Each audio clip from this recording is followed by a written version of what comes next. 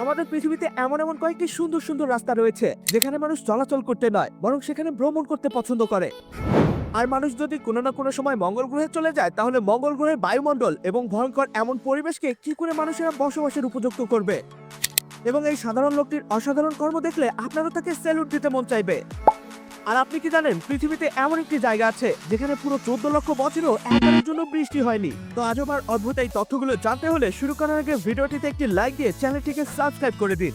Number 6, এই ব্যক্তিটি যে ভুলটি করছে আপনিও যেন এমনটা কখনোই করতে যাবেন না। আসলে হঠাৎ করে বরফের ভিতরে এমন ভাবে কুমিরকে দেখলে সবাই ভাববে হয়তো কুমিরটা মারা গেছে বা বরফের ভিতরে আটকে গেছে, আর তখন যদি হিরো হয়ে আপনি কুমিরটিকে বাঁচাতে যান তাহলে আপনি নিজেই কুমিরের খাদ্য হয়ে যেতে পারেন। আসলে যখন অনেক ঠান্ডা পড়ে, মানে যে এলাকাগুলোতে ছোট ছোট ডোবা বা নদীর পানি বরফে পরিণত হয়, আর সেখানে বাস করা কুমিররাও ঠান্ডার হাত থেকে নিজেকে বাঁচিয়ে রাখতে এমন বরফের মধ্যে নিজেকে আটকে রাখে। আর কুমিরের এমন ভাবে বরফে আটকে থাকার প্রক্রিয়াকে হাইবারনেশন প্রক্রিয়া বলে। তবে এটা তো কিছুই না, যখন কুমির এমন হাইবারনেশন পর্যায়ে থাকে তখন কুমিরের হৃদস্পন্দন অনেক ধীরে ধীরে হয়, মানে কুমিরের হৃদস্পন্দন তখন মিনিটে মাত্র 2 থেকে 3 বারের মতো হয়ে থাকে।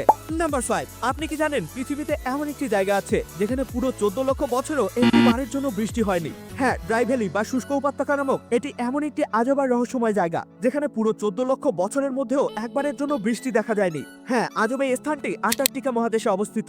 আন্টার্কটিকার সব জায়গা বরফে ঢাকা থাকলেও এই ড্রাই ভ্যালিতে বরফ তো দূরের কথা, এখানে এক ফোঁটা পানিও নেই। আর বিজ্ঞানীরা রিসার্চ করে বলেছেন যে এই ড্রাই ভ্যালির পরিবেশ কিছুটা মঙ্গল গ্রহের মতো। মরুভূমিতেও মাঝে মাঝে বৃষ্টি দেখা যায়, তবে এই ড্রাই ভ্যালিতে 14 লক্ষ বছরেও এক ফোঁটা বৃষ্টিও পড়ে নাই। আর এই কারণে পৃথিবীর সব থেকে রহস্যময় স্থানগুলোর মধ্যে এটি একটি।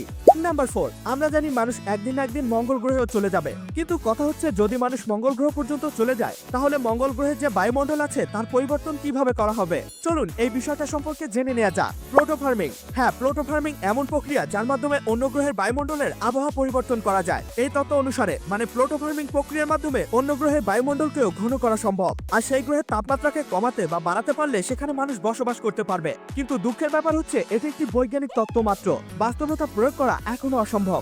নাম্বার 3, এই মানুষটার জিদ সম্পর্কে জানলে আপনি পুরাই অবাক হয়ে যাবেন। যেখানে এয়ারপোর্টের আশেপাশে একটা পাখিও প্রবেশ করতে পারে না, সেখানে এই লোকটা একটা এয়ারপোর্টকে তো পুরো চাষের জমি বা ক্ষেত বানিয়ে রেখেছে। কিন্তু কিভাবে একটা চলন্ত এয়ারপোর্টের ভিতরে কিভাবে চাষ করা সম্ভব? চলুন জেনে নেওয়া যাক। আসলে এটা হলো জাপান দেশে অবস্থিত নারিটা ইন্টারন্যাশনাল এয়ারপোর্ট। 1960 সালে যখন এই এয়ারপোর্টটিকে বানানো হয় তখন জাপান দেশের সরকার সেই এলাকার কৃষকদের কাছ থেকে এয়ারপোর্টের জায়গার জন্য জমি কিনতে চায়, তবে কৃষকরা তাদের জমি বিক্রি করতে রাজি হয় না, আর এর জন্য তারা আন্দোলনও করে। তবে শেষমেশ অধিকাংশ কৃষকই তাদের জমিগুলো সরকারের কাছে বিক্রি করে দেয়। কিন্তু তাদের মধ্যে কেবলমাত্র তাকাওসিটো নামের এই লোকটি কিছুতেই তার জমি সরকারের কাছে বিক্রি করতে রাজি হয় না, আর সামান্য এক টুকরো জমির জন্য সরকার তাকে পুরো 16 কোটি টাকার মতো দিতে চায়। কিন্তু তবুও সে রাজি হয় না এবং শেষমেশ তার জমির জায়গাটুকু বাদ রেখেই এয়ারপোর্টের কাজ শেষ করা হয়। আর এই ব্যক্তি এখনো এয়ারপোর্টের ভিতরে গিয়ে তার জমির মধ্যে বিভিন্ন রকম জিনিসপত্র চাষ করে থাকে। সিরিয়াসলি তার জমির প্রতি ভালোবাসা সত্যি অসাধারণ।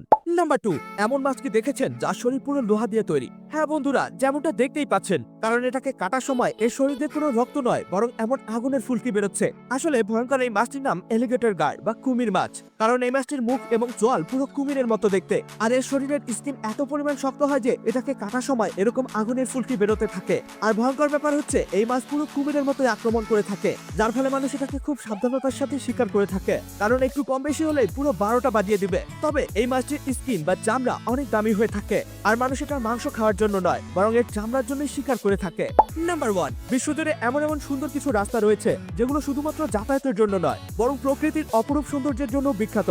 চলুন আজ আমরা এমনই 3টি অসাধারণ রাস্তা দেখে আসি। তো প্রথমে রয়েছে ইতালির অ্যামালফি কোস্ট রোড। ভূমধ্যসাগরের কোল ঘেঁষে বয়ে চলা এই রাস্তাটির পাশে এমন রঙিন গ্রাম আর সমুদ্রের সুন্দর ভিউ উপভোগ করতে পারবেন। এবার দেখবো অস্ট্রেলিয়ার গ্রেট ওশান রোডটি। এই রাস্তাটির পাশে এমন সুন্দর সমুদ্রের দৃশ্য, বিশাল বিশাল চুনা পাথরের স্তম্ভ আর এমন সুন্দর সূর্যাস্তের অপূর্ব দৃশ্য দেখতে পাবেন। এরপর রয়েছে নরওয়ের আটলান্টিক ওশান রোড। এটিও সমুদ্রের তীরবর্তী একটি রাস্তা, তবে এটি সুন্দর হওয়ার পাশাপাশি মারাত্মক রকমের ভয়ঙ্কর বটে। যেমনটা আপনি দেখতেই পাচ্ছেন কিভাবে সমুদ্রের পানি রাস্তার উপরে উঠে আসছে, আর মানুষজন এই রাস্তায় ঘুরতে যায় এমন ভয়ঙ্কর সৌন্দর্য উপভোগ করার জন্যই। তো কারা কারা এই রাস্তাগুলো দেখার জন্য ঘুরতে যেতে চান তা আমাকে কমেন্ট করে জানাবেন। দেখা হবে অন্য কোনো ভিডিওতে, ততক্ষণ পর্যন্ত কিপ দ্য নলেজ।